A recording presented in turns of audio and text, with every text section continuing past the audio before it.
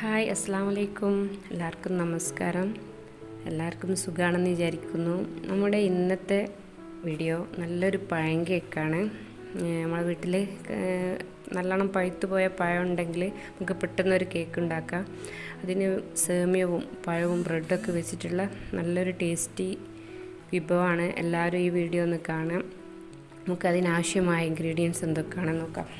ഇതിന് വേണ്ടി നമുക്ക് 5 കോഴിമുട്ട വേണം, 6 സ്ലൈസ് ബ്രെഡ്, പിന്നെ നമുക്ക് കരിഞ്ജീരകം, ഏലക്കായ്, കാഷ്യൂ ആൻഡ് റൈസൻസ്, പിന്നെ പഴം വേണം. പഴുത്ത പഴമാണ് ഞാൻ ഇവിടെ എടുത്തത്, നല്ല മധുരമുള്ള പഴം വേണം. പിന്നെ വലിയ ഉള്ളി 1, നെയ്യ്, 1/2 കപ്പ് പാലും 1/2 കപ്പ് സേമിയവും, പിന്നെ പഞ്ചസാരയും 1 കപ്പ് പഞ്ചസാരയും.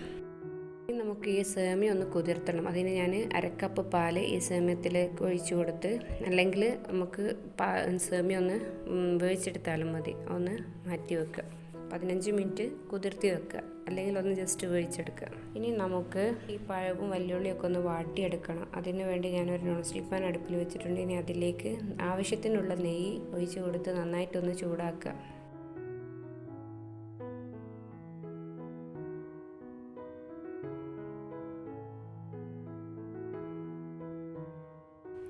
ആദ്യം നമുക്ക് ഈ കാഷ്യൂവും റൈസൻസും ഒന്ന് വറുത്ത് കോരണം.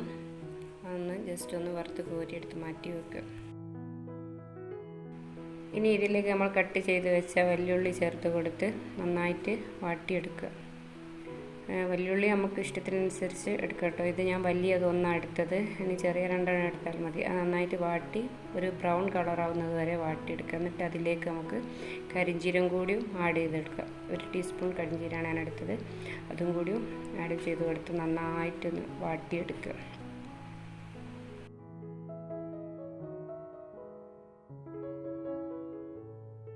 ആ ഉള്ളി നന്നായിട്ട് വാടി വന്നിട്ടുണ്ട്. അതിലേക്ക് തന്നെ നമ്മൾ ആ പഴവും കൂടിയും ചേർത്ത് കൊടുത്ത് വാട്ടിയെടുക്കുക.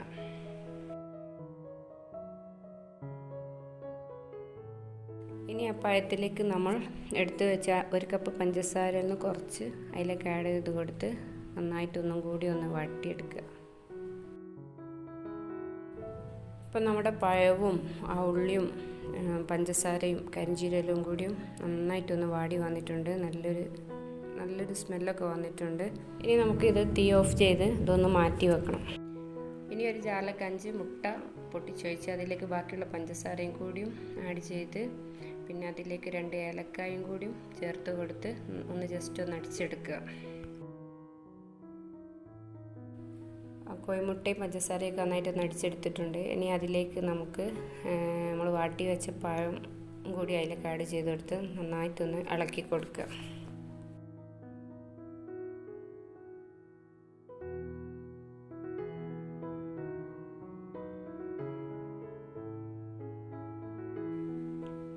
നന്നായി ഇളക്കിയതിന് ശേഷം നമുക്കതിലേക്ക് നമ്മൾ സോക്ക് ചെയ്ത് വെച്ച സേമിയ പാൽ മിക്സും കൂടി ചേർത്ത് കൊടുത്ത് ഒന്നുകൂടി ഒന്ന് ഇളക്കി കൊടുക്കുക. നന്നായിട്ടൊന്ന് മിക്സ് ചെയ്യുക.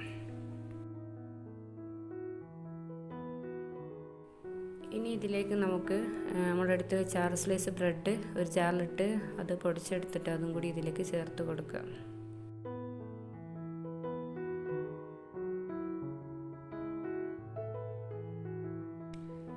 ബ്രെഡ് കുറഞ്ഞു പോകരുത് കേട്ടോ. അത് 6 സ്ലൈസ് ബ്രെഡ് തന്നെ വേണം. അവ പൊടിച്ചിട്ട് ഇട്ട് കൊടുത്ത് നന്നായിട്ടൊന്ന് മിക്സ് ചെയ്തെടുക്കാം. ഇത് സാധാരണ പഴം കേക്ക് എല്ലാവരും ഉണ്ടാക്കലുണ്ട്, പക്ഷേ ഇതുപോലെ ഒന്ന് ഉണ്ടാക്കി നോക്കിയാൽ നല്ല ടേസ്റ്റാണ് കേട്ടോ. ചട്ടിപ്പത്തിരിൻ്റെ ഒരു ടേസ്റ്റാണ്. കരിഞ്ജീരകവും വെല്ലുള്ളിയൊക്കെ ഉള്ളി വരുമ്പോൾ നല്ലൊരു ടേസ്റ്റാണ്. ഇത് നന്നായിട്ടൊന്ന് ഇളക്കി കൊടുക്കുക. നന്നായിട്ടൊന്ന് ഇളക്കി ഈ ഒരു തിക്നെസ് ഉണ്ടാവണം, അല്ലെങ്കിൽ ഇത് വേവില്ല, ഉള്ളി വേവില്ല. അപ്പോൾ ഇതുപോലെ തന്നെ വേണം. ഇതൊന്ന് നമുക്ക് നന്നായിട്ടൊന്ന് മിക്സ് ചെയ്തെടുക്കുക.